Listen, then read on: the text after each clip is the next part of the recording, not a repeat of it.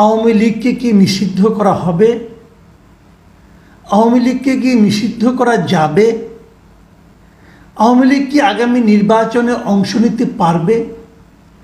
এই প্রশ্নগুলো খুব গুরুত্বপূর্ণ হয়ে আসছে। নির্বাচন যতই ঘনিয়ে আসতে থাকবে এই প্রশ্নগুলো বারবার বিভিন্ন ফোরামে, বিভিন্ন অ্যাঙ্গেলে, বিভিন্ন প্রক্রিয়ায় সামনে চলে আসবে এবং সেগুলোর উত্তর কী হবে তা নিয়ে কে কী উত্তর দিল তার উপর নির্ভর করে নানা ধরনের বিরোধও তৈরি হবে এবং এ নিয়ে রাজনীতি চলতে থাকবে। আচ্ছা, আমরা বরং দেখি এখন পর্যন্ত পক্ষগুলি কি কি, কারা নিষিদ্ধ করতে চান, কেন চান, কারা চান না, কেন চান না, এই বিষয়গুলো নিয়ে একটু কথা বলি। এটা এর মধ্যে স্পষ্ট, নিষিদ্ধ করার পক্ষে যারা আছে, যারা নিষিদ্ধ করতে চান, তারা হচ্ছে বৈষম্য বিরোধী ছাত্র আন্দোলন নামে যে সংগঠনটা আছে তাদের যারা নেতৃবৃন্দ তারা নিষিদ্ধ করতে চান। জাতীয় নাগরিক কমিটি যেটা আছে তাদেরই একটা ভাতৃপ্রতিম সংগঠন হতে পারে, তারা নিষিদ্ধ করতে চান এবং তাদের যে প্রতিনিধিরা সরকারের মধ্যে আছেন তারা নিষিদ্ধ করতে চান। এই চান, আর কাউকে চাও তো এখন নিষিদ্ধ করতে চায় এরকম খুব একটা শুনি। বিএনপির দু একজন নেতা বিচ্ছিন্নভাবে কথা বলেছেন, তারাও বলেছেন আওয়ামী লীগকে নির্বাচন করতে দেওয়া হবে না, এরকম দু একজন বলেছেন, একদম বলেন নেতা না, বলেছেন। কিন্তু বিএনপির কেন্দ্রীয় পর্যায়ের লিডার যারা আছেন, বিশেষ করে পলিসি মেকার যারা আছেন, যেমন তারেক রহমান, যেমন মির্জা ফখরুল ইসলাম আলমগীর, ওনাদের মুখে আমি কখনো নিষিদ্ধ করার কথা শুনিনি। ওনারা বারবার বলেছেন যে বিএনপি একটা Democratic party, liberal Democratic party, BNP এই ডেমোক্রেসি যে নর্মসগুলো আছে সবগুলো মেনে তারা রাজনীতি করতে চায়। ও কিন্তু স্পষ্ট, কারণ এই নর্মসের মধ্যে নিষিদ্ধ করার বিষয়টা নাই। যাই হোক, এগুলো আমরা চাই এবং তারপর কোনো পলিটিক্যাল পার্টিকে নিষিদ্ধ করা হবে কি হবে না সেটা জনগণের ব্যাপার। এখন বিএনপি এটা কেন চায় এটা তো সবাই জানে যে এই রাজনীতিতে বিএনপির সবচেয়ে বড় প্রতিদ্বন্দ্বী হচ্ছে আওয়ামী লীগ। গত 15.5 বছর 16 বছর ধরে বিএনপি বাংলাদেশের রাজনীতিতে সবচেয়ে বেশি অত্যাচারিত, নির্যাতিত হয়েছে আওয়ামী লীগের কাছে। তারপরও বিএনপি কেন চায় না, এটা একটা বিরাট বিশ্লেষণ। এই বিশ্লেষণটা আমি আগামী দিনের জন্য রেখে দিলাম। আগামী দিন যদি অন্য কোনো বড় খবর না থাকে এটা নিয়ে আমি কথা বলবো, যে বিএনপি কেন আওয়ামী লীগের নিষিদ্ধ চায় না, এটা নিয়ে আলাপ করবো। এখন আমি বরং এই প্রসঙ্গে আসি যে কে কে চায়। জামাত মাঝে মাঝে চায়, মাঝে মাঝে চায় না। আমি যদি হিসাব করি তাহলে 40% সময় তারা চায় না, বলে এটা আমার কিছু করার নাই, যা হবার হবে। আবার 60% ক্ষেত্রে তারা বলে, তাদের নেতারা বলেন যে আমরা এটা নিষিদ্ধ চাই।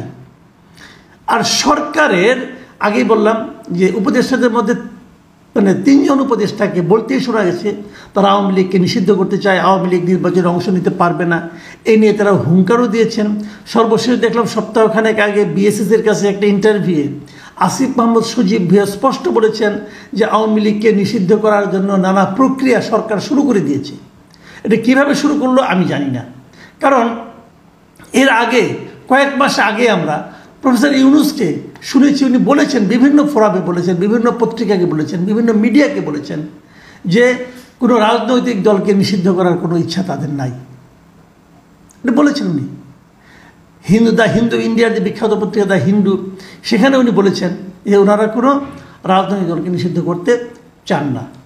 আবার বিদেশি যারা আছে, যেমন ধরেন বিভিন্ন দেশের দূতাবাসে যারা নাকি কর্মকর্তা আছেন, তারা যতবার বাংলাদেশে বিভিন্ন ফোরামে কথা বলেছেন অথবা পররাষ্ট্র মন্ত্রণালয়ে গেছেন, যে সেখানকার যারা পররাষ্ট্র মন্ত্রণালয়ে যারা পররাষ্ট্র উপদেষ্টা আছেন তাদের সঙ্গে কথা বলেছেন, সেখান থেকে বের হয়ে যখন সাংবাদিকে তাকে জিজ্ঞাসা করেছে আওয়ামী লীগের নিষিদ্ধ করার সম্পর্কে, তারা কিন্তু স্পষ্ট বলেছেন যে আমরা চাই না, আমরা চাই যে সকল দল নির্বাচনে অংশ নিক এবং সকল দল অংশ নিয়ে একটা শান্তিপূর্ণভাবে একটা ইলেকশন হোক, এটা তারা বলেছেন। এটা বেশ কয়েকজনই বলেছেন। যুক্তরাষ্ট্রের যে মার্কিন পররাষ্ট্র দপ্তর তাদেরকেও প্রশ্ন করা হয়েছে, তারাও একই কথা বলেছেন যে সবাই অংশ নেক, তারপরে যারা হয় এবং সবাই যেন নির্বাচনে অংশ নেওয়ার সময় নির্বাচনী প্রচারণায় সমান সুযোগ পান, তারা এমন কথাও বলেছেন। তাহলে এই গ্রুপটা কেন তার নিষিদ্ধ চাচ্ছে এবং শেষ পর্যন্ত তারা নিষিদ্ধ করতে পারবে কিনা। দেখুন, গতকাল আপনাদের মনে আছে যে ওই গাজীপুরের ঘটনায় বৈষম্যবিরোধী ছাত্র আন্দোলনে একজন মারা গেল, ওই আকম মোজাম্মেল হকের বাড়িতে যে মারামারির ঘটনা, সেখানে আবুল কাশেম নামে একজন লোক, মানে তিনি বৈষম্যবিরোধী ছাত্র আন্দোলনের মানে আপনার মেম্বার ছিলেন, তিনি মারা যান।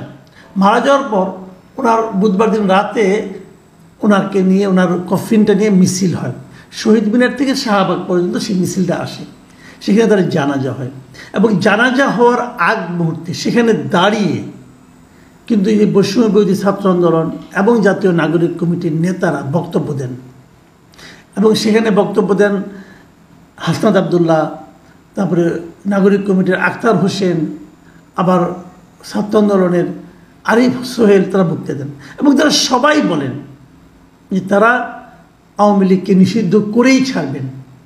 তাদের বক্তব্য হলো শেখ হাসিনা পালিয়ে গেছে, কিন্তু আওয়ামী লীগের দুর্বৃত্তরা দেশে রয়ে গেছে, তারা নানা ধরনের অন্যায় করছে, মানুষকে টর্চার করছে, এগুলো করছে। এবং তারই প্রমাণ হলো এই ছেলের মৃত্যু, আবুল কাশেমের মৃত্যু। অতএব আওয়ামী লীগকে নিষিদ্ধ করতে হবে।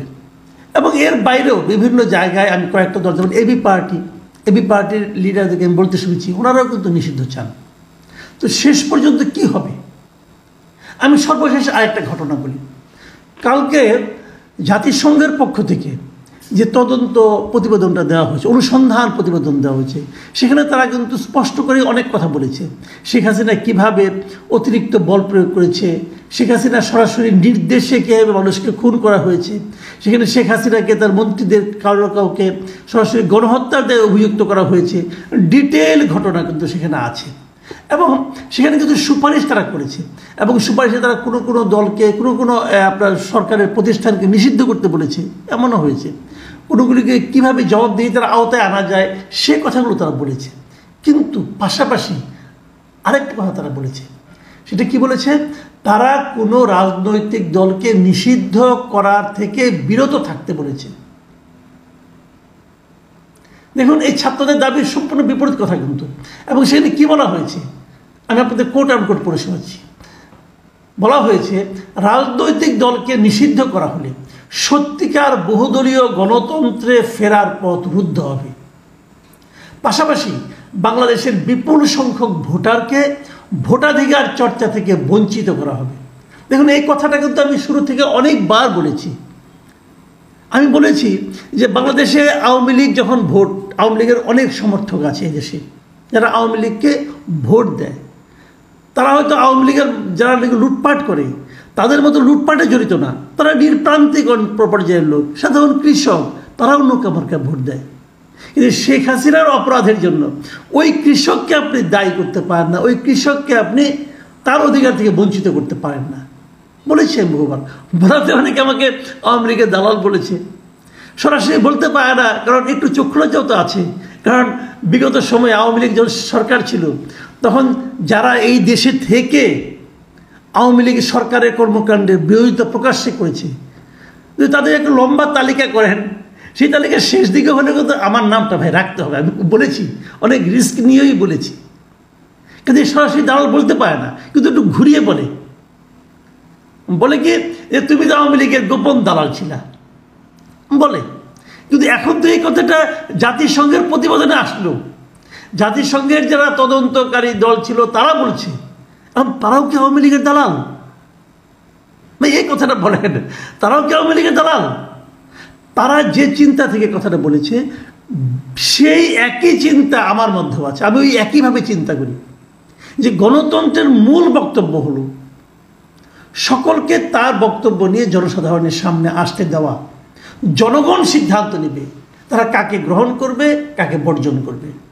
বাংলাদেশে অনেক রাজনৈতিক দল হারিয়ে গেছে, অনেক দল, বড় বড় দল ছিল, হারিয়ে গেছে, খুঁজে পাবেন না। কেন পাবেন না?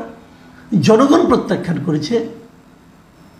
অনেক আছে এখনো, আমি বলি যে এই দেশে মুজাফফর নেপ নামে একটা দল ছিল, অথবা ভাসানী নেপ নামে একটা দল ছিল।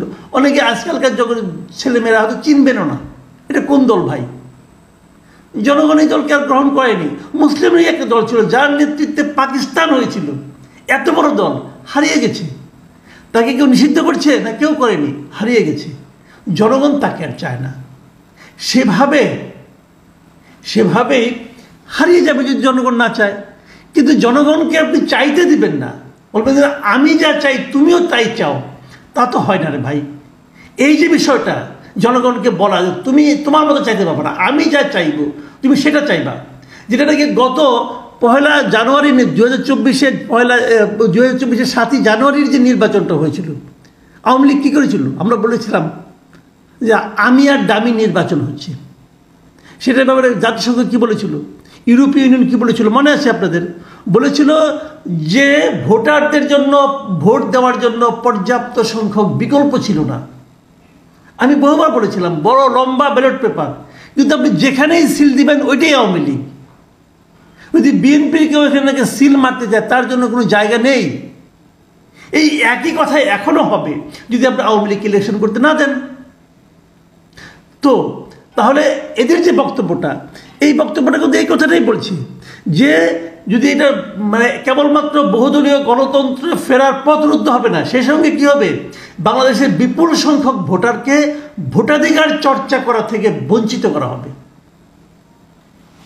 এবং তারা আরও একটা কথা বলেছেন, এই জাতিসংঘের দল, তারা বলেছেন যে ভোটের আগে সব রাজনৈতিক দল যেন সমান প্রচারণার সুযোগ পায়, একই সঙ্গে নির্বাচনী প্রতিষ্ঠানগুলো যেন রাজনৈতিক প্রভাব মুক্ত হয়ে কাজ করতে পারে সেই বিষয়েও নিশ্চিত করতে হবে।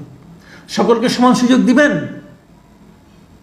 আওয়ামী লীগকে সমান সুযোগ দিতে পারবেন? যদি না পারেন কি করে বলবেন যে আপনারা বহুদলীয় গণতন্ত্র কায়েম করতে চান? এখনই কি আওয়ামী লীগ তার রাজনৈতিক কর্মকাণ্ড চালাতে পারছে? একটা লিফলেট বিতরণ করলে তাকে আপনারা অ্যারেস্ট করে ফেলান, এবং এটা আবার সরকারি একজন কর্মচারী, যিনি নাকি প্রধান উপদেষ্টার প্রেস সেক্রেটারি, তিনি বলেন যে লিফলেট বিতরণ করতে দেওয়া হবে না। আমি তাকে সবিনয়ে জিজ্ঞাসা করতে চাই, আপনি তো সচিব পর্যায়ের একজন ব্যক্তি, প্লিজ আমার একটা কথার উত্তর দেন। আপনি যে লিফলেট বিতরণ করতে দেবেন না, লিফলেট বিতরণ করলে গ্রেফতার করবেন, ভাই কোন আইনে করবেন? কোন আইনে আপনি করবেন? কোনো উত্তর দিতে পারবেন না আপনি। বাংলাদেশে কোনো আইন এরকম নেই যে একটা বৈধ রাজনৈতিক দল লিফলেট বিতরণ করলে তাকে অ্যারেস্ট করা যায়। গায়ের জোরে করবেন।